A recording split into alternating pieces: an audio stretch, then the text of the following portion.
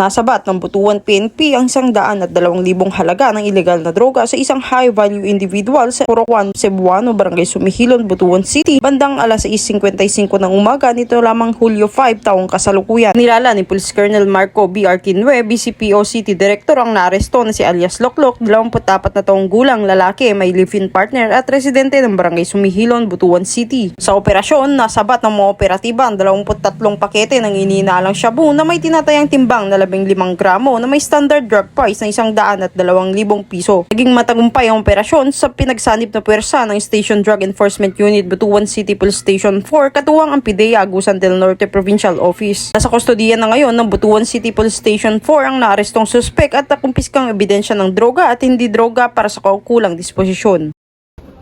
Mula dito sa Police Regional Office 13, ako ang iyong pen and correspondent, Patrolwoman Karen A. Malilin, alagad ng batas, taga-taguyod ng Balitang Pulis.